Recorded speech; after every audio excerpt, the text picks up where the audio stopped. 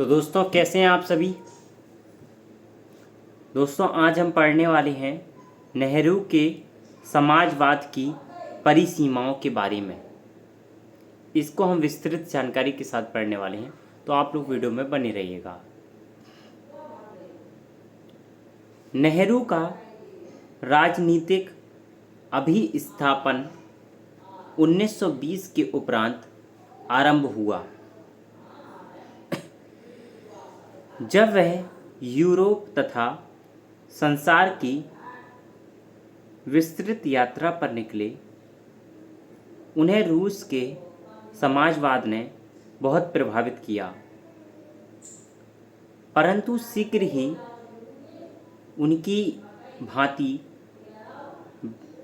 भ्रांति भंग हो गई जब उन्होंने देखा कि वहाँ अत्यधिक नियंत्रण तथा पंक्तिबद्धता है तथा जनता को कोई मानव अधिकार प्राप्त नहीं है। 1920 से 22 के असहयोग आंदोलन के दिनों में उन्हें उत्तर प्रदेश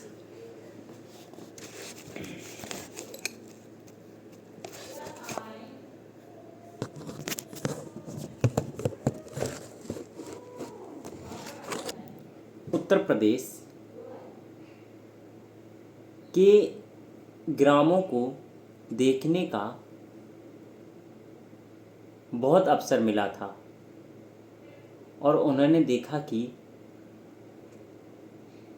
भूमिपति और साहूकार छोटी जोत वालों का कैसे शोषण कर रहे हैं और दूसरी ओर खेत पर मजदूरी करने वाले श्रमिकों का किस प्रकार उत्पीड़न हो रहा है। वास्तव में उनके मन में ग्रामीण निर्धनता का चित्र पूरी तरह जम गया।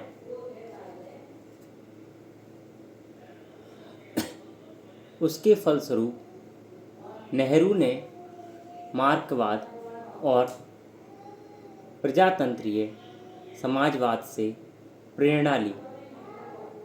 वह कट्टर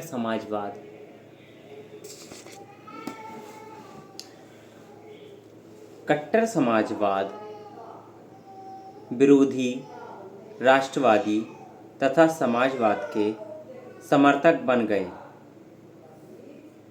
यद्यपि उनकी भावनाएं वामपंथी थीं, परंतु गांधी जी के प्रभाव के अधीन वह दक्षिणपंथी विचारधारा से एक रेशम की डोरी से बंधे थे।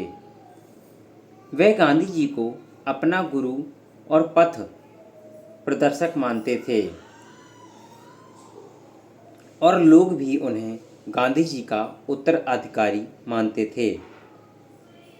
एक पश्चिमी इतिहासकार लिखते हैं कि केवल 1947 में ही बंटवारे के प्रश्न पर, जब उन्हें एक ओर प्रधानमंत्री का पद मिल रहा था और दूसरी ओर गृह युद्ध की स्थिति स्पष्ट सामने दिखाई दे रही थी, ऐसा हुआ कि वह अपने गुरु और पथ प्रदर्शक से मानसिक रूप से अलग हो गए।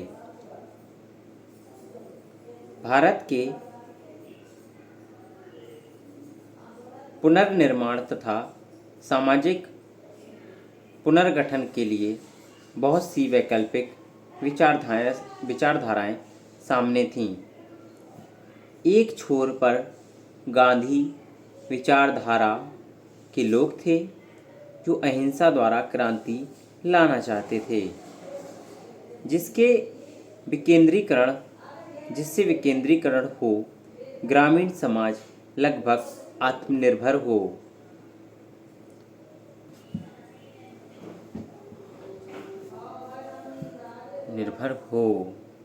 उसे अपनी आवश्यकताओं को पूरा करने के लिए आधुनिक तकनीक की कम से कम आवश्यकता हो। दूसरी ओर कांग्रेस के भीतर और बाहर एक समाजवादी दल था जो यह कहते थे कि आर्थिक और सामाजिक असमानताओं को समाप्त करना उतना ही आवश्यक है जितना विकास और भूमि सुधार।